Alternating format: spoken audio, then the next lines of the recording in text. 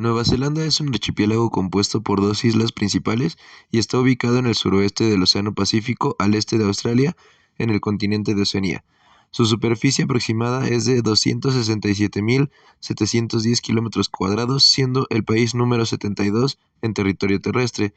Cuenta con una población de 5.111.000 personas, estando en la posición 124 de 196 en la tabla de la población mundial.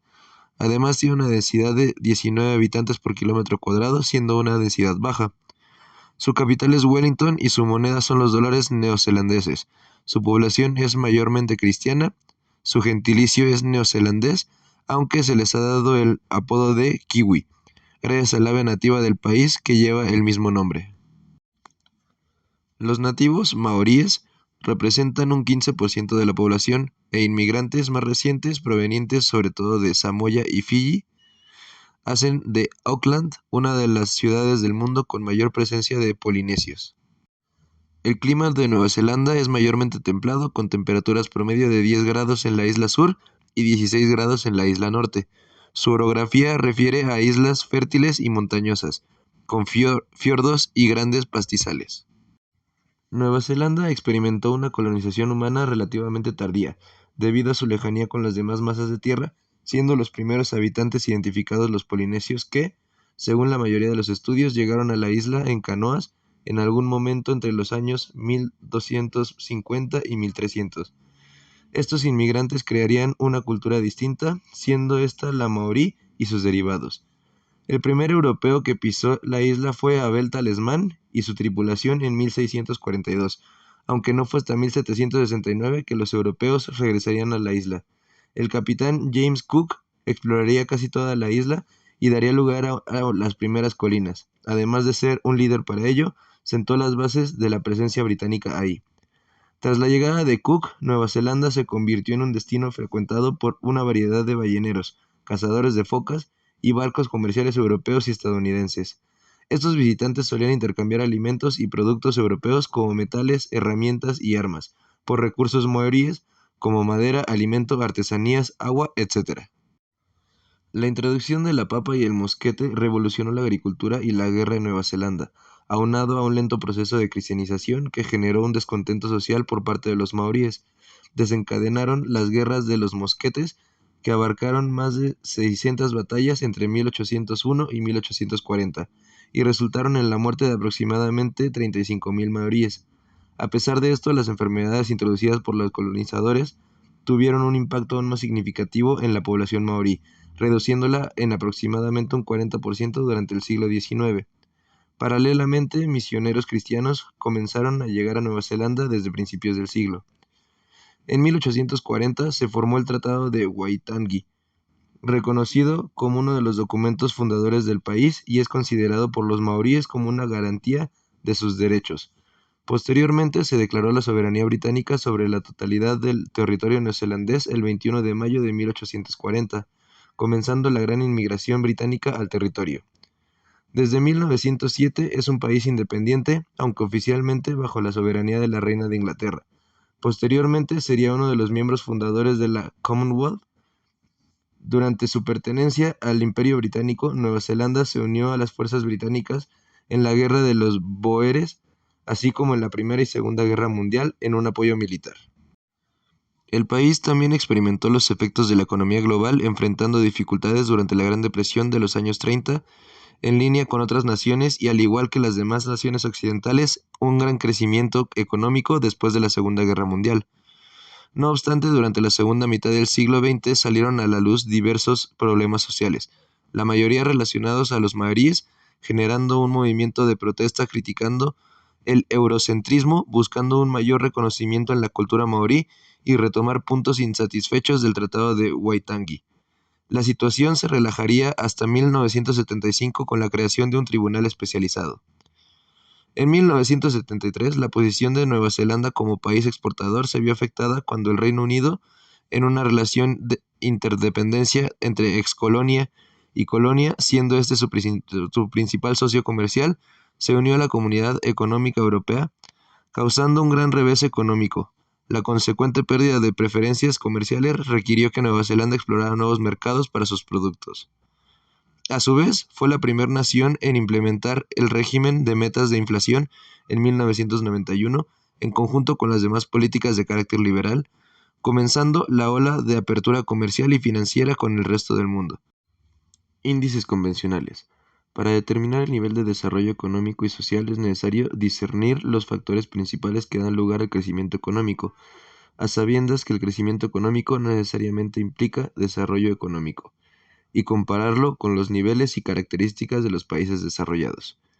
Según datos del Central de Nueva Zelanda, el país en 2022 tuvo un Producto Interno Bruto de 247.234.05 millones de dólares. A nivel mundial se encuentran en la posición número 50 entre los países que mayor PIB tienen. Como ya se mencionó antes, la economía del país es principalmente exportadora. Sus principales actividades económicas son la producción y procesado de alimentos como el trigo, centeno, papas, diversas legumbres y pescado. Por el lado industrial, además del procesado de alimentos, también procesa derivados de la madera, como el papel y los diversos productos textiles, además de maquinaria para su procesado. Los productos que más exporta son derivados lácteos, carne, madera y derivados de la madera, pescado, productos químicos, ganado ovino, principalmente a países como Australia, China, Estados Unidos, Japón, Corea del Sur, Reino Unido, etc. La nación es el 56º exportador más grande del mundo y gracias a su estatus de primario exportador, aunado a una industria altamente conectada con un sector primario, tiene una balanza comercial positiva. A pesar de su éxito exportador, la estructura no se repite en el mercado interno, siendo que el sector primario solo representa el 4.7% de su PIB. Por otro lado, el sector secundario un 27.8%, y como la gran mayoría de economías desarrolladas y globalizadas, el sector terciario es el más amplio de la economía, con un 67.7%. No obstante, a pesar de tener un PIB relativamente corto y de ser una nación exportadora primaria como la mayoría de los países subdesarrollados, la nación en este ámbito es no un país subdesarrollado. Para 2022, su PIB per cápita fue de $48.249.000, perteneciendo a los países de ingreso alto según el Banco Mundial, ya que se encuentra en la posición número 22 de los países con mayor PIB per cápita, por encima de países como Reino Unido o Alemania. Esto podría ser explicado por su alto índice de inversión física directa, tanto nacional como internacional, según datos del BCNZ. La formulación bruta de capital fijo tiene un crecimiento promedio anual del 6%, y a pesar de tener una caída del 2% en 2020, en 2021 creció más del 10%. Después de 1991, gracias a las reformas liberales antes mencionadas, el país experimentó un crecimiento económico estable, con una caída gradual en los índices de desempleo e inflación que se mantienen en la actualidad con un 3.6%. Sumado a esto, Nueva Zelanda es el séptimo país con mayor formación de capital humano, según el reporte del Foro Económico Mundial en 2017, que toma en cuenta el nivel educativo, la ampliación y obtención de habilidades básicas, acceso a la educación de generaciones futuras y habilidades especializadas. De hecho, el país ocupa el puesto 21 de la OCDE entre los países que más invierten en investigación y desarrollo en relación a su PIB. Índices no tan usados. En cuanto a la distribución del ingreso, según el World Inequality Lab, el país posee un índice de Gini de 0.46, similar a países de Latinoamérica como México o Ecuador. No obstante, la última medida oficial que hizo el gobierno fue en 1997 y tuvo un nivel de 0.36, casi idéntico al de su vecino Australia. A su vez, en 2021, el decil más rico del país se quedaba con el 34.6% del total del ingreso nacional, mientras que el 1% más rico con el 12% del total. Por otro lado, en 2021, el índice de desarrollo humano que reportó el Programa de las Naciones Unidas para el Desarrollo para la Nación fue de 0.937 sobre una escala de 0 a 1, lo que ubica en la posición número 13 de los países con mayor IDH.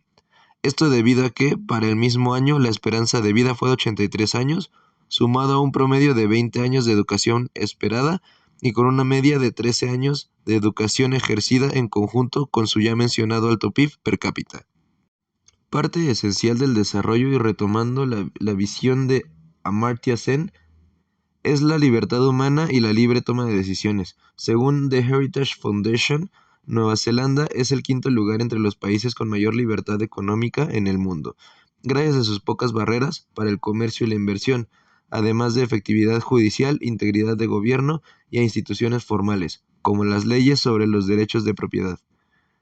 En cuanto a libertad humana y con base en la investigación y datos de The Freedom House, es el país que se encuentra en la cuarta posición entre los países con más libertades civiles y derechos políticos, solo por debajo de países escandinavos, esto gracias a su alta equidad de género, pluralismo político, extendido derecho y libertad de voto, así como de expresión y de religión, aunado a su buen fundamento del gobierno propiamente descentralizado y sus organizaciones, ambos apegados a los estatutos de los derechos humanos.